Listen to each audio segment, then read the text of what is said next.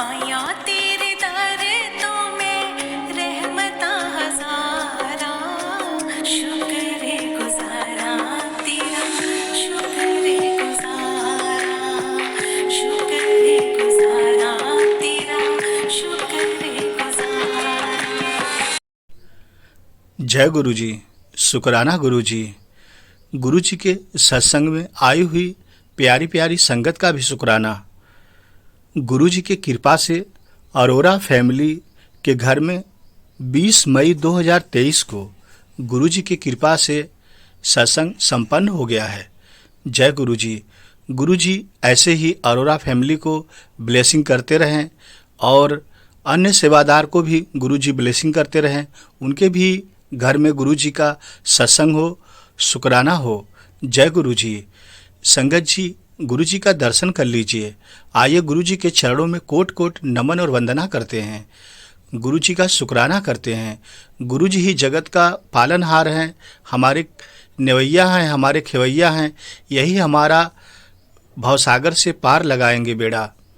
तो चलिए गुरु जी का एक बहुत ही अनोखा सत्संग सुनते हैं संगत जी। संगत जी बहुत ध्यान से सुनिएगा। जया आंटी जी ने अपना सत्संग बहुत ही अनोखा और लाभकारी चमत्कारी सत्संग 2016 में शेयर किया था। उन्होंने बताया था जीने की राह कि कैसे हम जिएं। तो चलिए सत्संग शुरू करते हैं। जय गुरु जी, शुक्राना गुरु जी। गुरु जी का सत्संग सुनना भी आपके लिए ब्लेसिंग है, तो सत्संग सुनते रहिए, लास्ट तक सुनिएगा संगत जी। जय गुरु जी। गुरु जी को हमारे हर पल की खबर रहती है। कभी भी कोई संगत अपने को अकेला न समझे। हम गुरु जी को देख नहीं सकते, उनसे मिल नहीं सकते, परंतु गुरु जी हमें देख रहे हैं, हमारी बातें सुन रहे हैं। गुरु जी ने बताया कि सारे संसार में परेशानियों की वजह नेगेटिविटी है। नेगेटिविटी सब जगह फैलती है। नेगेटिविटी कभी भी पॉजिटिव को फैलने नहीं देती। पॉजिटिव हमेशा गुप्त रहती है और गुप्त रहकर ही धीरे धीरे अंदर से नेगेटिविटी को खत्म करती रहती है। जब अंदर की नेगेटिविटी खत्म हो जाती है तो ये बाहर की नेगेटिविटी को खत्म कर देती है। हमें अंदर हो रहे ये परिवर्तन दिखते नहीं हैं, परंतु पॉजिटिव अपना काम लगातार करती रहती है। जय गुरु जी। बहुत बार हम सोचते हैं कि ये संगत नेगेटिविटी है या संगत पॉजिटिव है। जो पॉजिटिव है या होने की कोशिश कर रहे हैं, उनका हाथ तो गुरु जी ने थाम ही रखा है, पर हमें धीरे धीरे निगेटिव हुए संगत को भी पॉजिटिव की ओर लाना है। संगत जी, हमें किसी को निगेटिव नहीं समझना है। हो सकता है कि उसके अंदर से अपने को पॉजिटिव कर लिया हो, अब बस बाहरी नेगेटिविटी हटानी बाकी है। हो सकता है कि नेगेटिविटी अंदर से ही खत्म हो गई हो, वो अंदर से बिल्कुल शुद्ध हो रहा हो, पर हमें तो यह दिखेगी जब बाहर से भी वो पॉजिटिव व्यवहार करना शुरू करता है। जय गुरु जी। बेहतर है हम किसी के लिए कोई राय न बनाए। यदि कोई नेगेटिविटी लग रहा है तो उसे रहने दें। जब उसकी सोच पॉजिटिव होगी, अपने आप सही रास्ते पर लग जाएगा, अपने आप सही संगत का साथ मिल जाएगा। हम अपनी सोच, अपनी राय पॉजिटिव रखें। गुरुजी हैं, वो सब देख रहे हैं। जो हमारे लिए नेगेटिविटी विचार रख रहा है, उससे दूर रहकर उसके लिए प्रार्थना हम कर सकते हैं। यदि वो हमारे साथ या आसपास हो तो उसे धीरे धीरे पॉजिटिव करने की कोशिश कर सकते हैं। यही हमारी सबसे बड़ी गुरु जी के लिए सेवा होगी। जय गुरु जी, शुक्राना गुरु जी। जो बड़े मंदिर या गुरु जी के पास जाते हैं, कुछ मांगने के लिए उनकी सोच तो हमेशा डगमगाती रहती है। संगत 2 दिन 4 दिन आती है, मांग पूरी हो गई तो गुरुजी सही हैं, नहीं हुई तो गुरुजी नहीं हैं,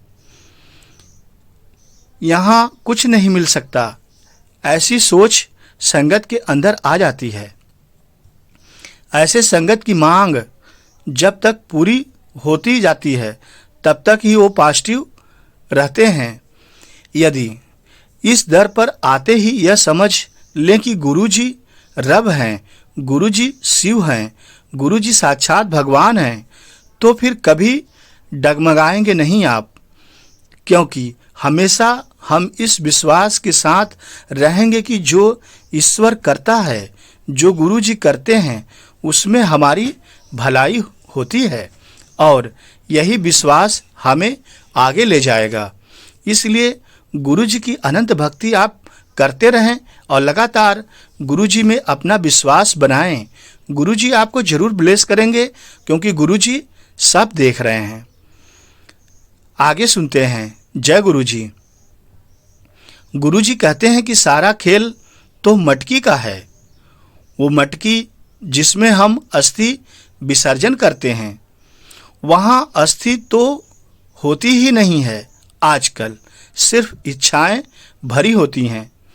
अब इच्छाएं तो बह नहीं पाती, तभी सोल्स मुक्त नहीं हो पाती हैं। संगत जी, गुरुजी अपने संगत के द्वारा उनके पितरों की इन इच्छाओं की ही पूर्ति करा रहे हैं। जैसे जैसे इच्छाएं खत्म होती जाएंगी, वो मुक्त होते जाएंगे।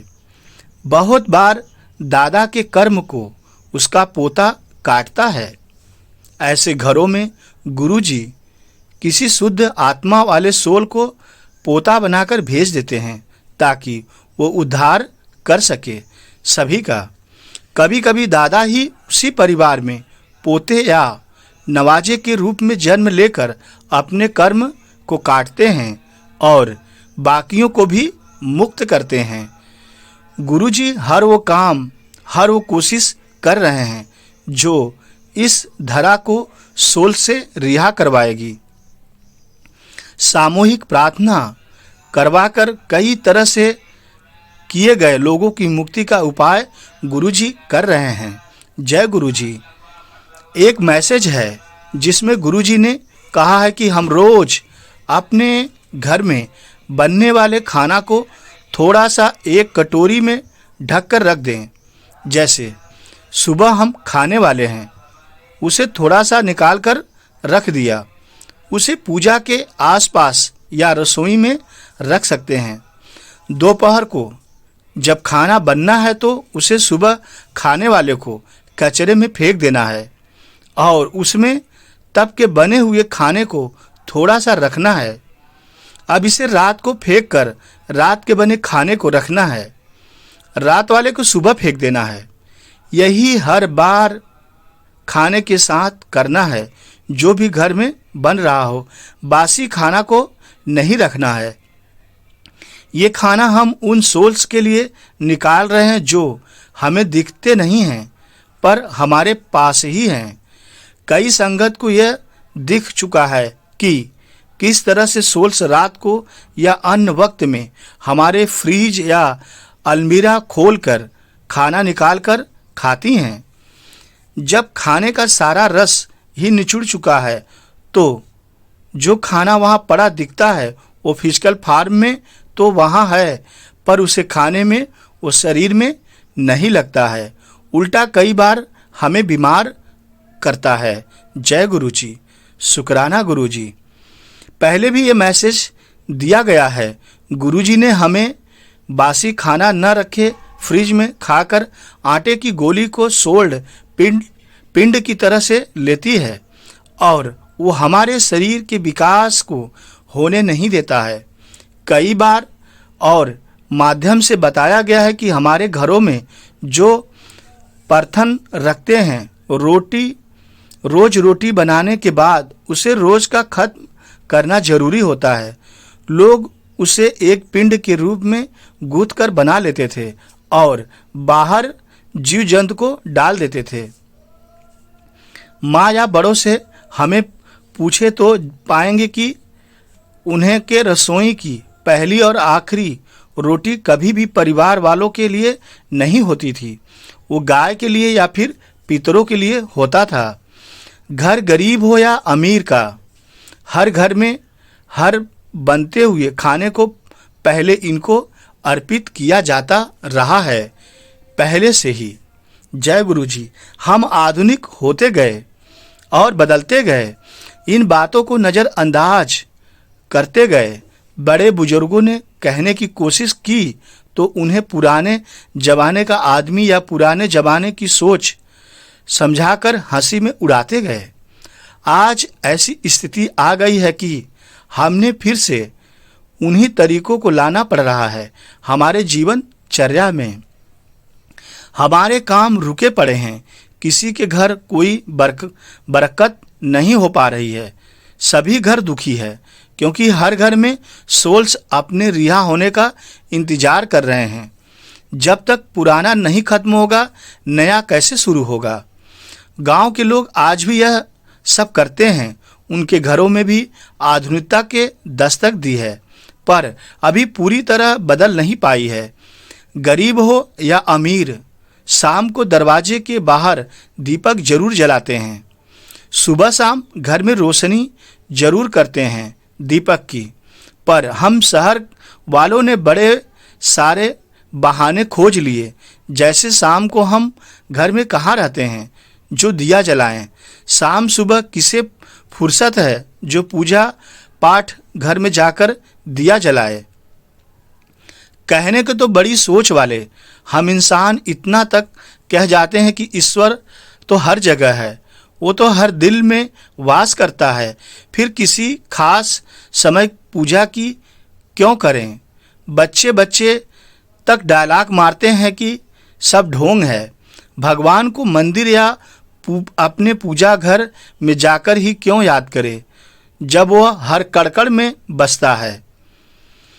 इन्हें यह बताना है कि कोई भी जगह जहां बार बार पूजा या पॉजिटिव लाई जाती है, वहां का ऑरा धीरे धीरे इतना पॉजिटिव हो जाता है कि वहां जाते ही हमें वो मिलता है जिसके लिए पूजा या ध्यान करने कहा जाता है।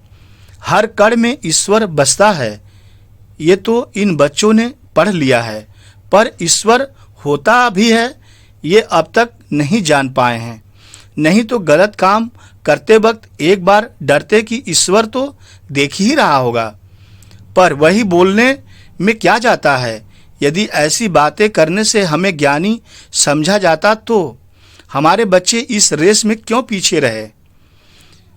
अब जब हमारी जनरेशन इस समस्या को समझ चुकी है तो हमारा फर्ज बनता है कि आने वाले जनरेशन को हम सही राह बताएं।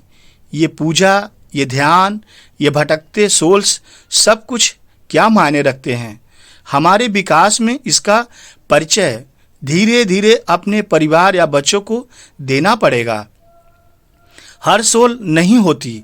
हमारे जितने भी महापुरुष हुए हैं इस धरा पर, जिन्होंने अपनी आत्मा को इतनी ऊंचाई पर पहुंचा लिया जहां उन्हें आज़ादी होती है चुनने की, या वो तो मोक्ष लेकर रोशनी से समा जाएं, क्योंकि हमारा उद्यम स्थान ज्योति है, या तो वो जीवात्मा के रूप में रहकर इस ब्रह्मांड की सेवा करना स्वीकार करें। ये महात्मा बुद्ध हो या विवेकानंद हो या कोई और बहुत उच्च सोल का हो, तो सभी सोल ही हैं और सभी ने भगवान को माना है। इस सर्वोच्च स्तर के अलावा भी हर जीवात्मा अपने अपने स्तर पर यही काम कर रही है, सेवा करके अपने को अपग्रेड कर रही है। ऐसे सोल हमारे पास आसपास होते हैं, हमसे प्यार करने के कारण, हमारे भाव के कारण वो हमारी मदद करते हैं। कई बार हमें मुसीबत से बचाते हैं। कई सोल हमें विचारों के जरिए गाइड करते हैं। संसार की भलाई करने के लिए किए गए वैज्ञानिक कार्यों के लिए लिप्त वैज्ञानिक की जिंदगी देखें, अचानक ही उन्हें सॉल्यूशन मिल जाता है। आखिर जब इतने दिनों से वो लगे पड़े थे। वो अचानक बात कैसे समझ आ गई। दरअसल ऐसे लोगों की मदद ये जीवात्मा करती है, उन्हें उपाय बताकर, क्योंकि इससे समाज का भला करता है। कई भयंकर बीमारियों की दवाई इस तरह से इन्होंने दी है। हर सोल बुरी नहीं होती है, हर सोल भूत नहीं होता है, पर हम सभी सोल ही हैं, ये सच है। अतः हम जितनी जल्दी इस शब्द को अपना लें बिना डरे, उतना ही हम तेजी से आगे बढ़ पाएंगे। जय गुरु जी। ओम नमः शिवाय। शिव जी सदा सहाय। ओम नमः शिवाय। गुरु जी सदा सहाय। जय गुरु जी महाराज। गुरु जी शुक्राना, लख लख गुरु जी शुक्राना। ऐसे ही संगत का आप गुरु जी भला करते रहें।